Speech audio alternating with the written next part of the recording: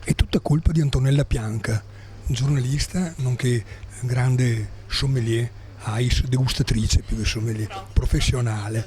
No, titoli ma sono veri però, non sono carpiti, voglio dire, no?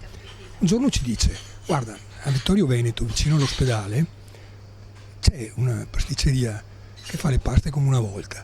Ho assaggiato di croissant con una crema strepitosa.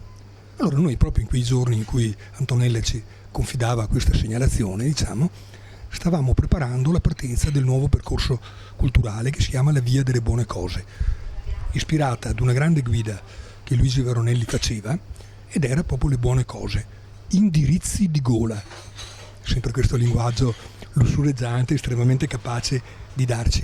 Siamo venuti, abbiamo assaggiato e dici pure cosa ti ha colpito della pasticceria.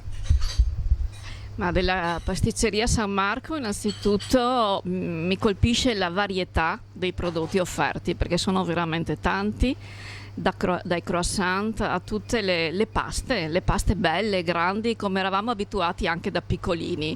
Noi che abbiamo qualche anno in più non siamo cresciuti con i mignon, ma siamo cresciuti proprio con le paste belle, grandi e sostanziose. E quindi è un appuntamento venire qui perché possiamo concedersi una pausa dolce, lussuriosa anche.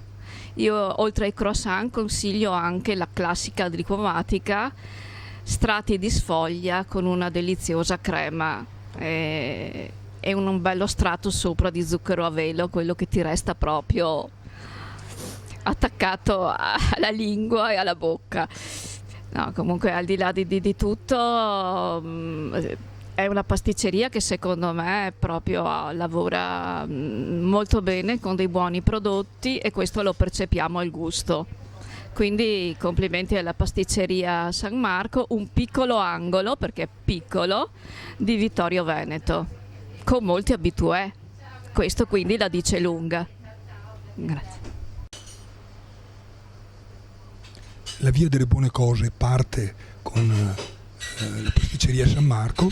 La prossima settimana saremo a Padova, dove abbiamo stabilito ben 5 appuntamenti con l'Antico Forno, è una pasticceria che anche questa è un bijou, situata in 5 piazze di Padova, dove si svolgeva la storia di Padova.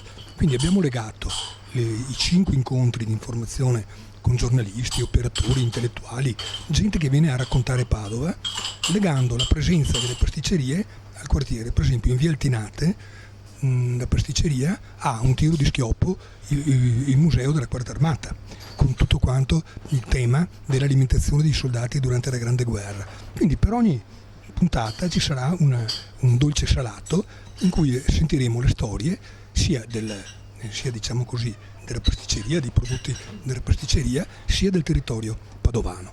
Poi via via continueremo il nostro percorso, saremo a Milano sui Navigli, in una pasticceria sui Navigli, insomma, un nuovo itinerario denso di soddisfazioni anche per il nostro palato. E i vini col dolce salato? I vini ce ne sono l'infinità, perché fortunatamente nel nostro territorio, ma non solo nella regione Veneto, in tutta Italia abbiamo dei vini che si abbinano egregiamente. Se vogliamo proprio rimanere in zona, nel nostro locale possiamo sicuramente segnalare il Torchiato di Fregona, che secondo me è una chicca che è poco conosciuta al di fuori della nostra regione, e che si abbina bene anche con una pasticceria secca, anche con una crostata con la marmellata di albicocche.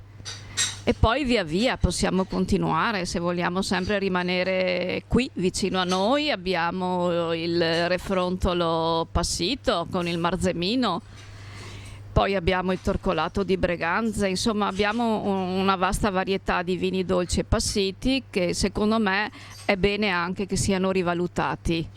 Cioè sono proprio delle chicche. Poi se vogliamo in Friuli abbiamo il ramandolo, abbiamo il preziosissimo picolit, quindi possiamo arricchire proprio i nostri dolci con tante piccole, no piccole, tante grandi produzioni, piccole di numero ma grandi.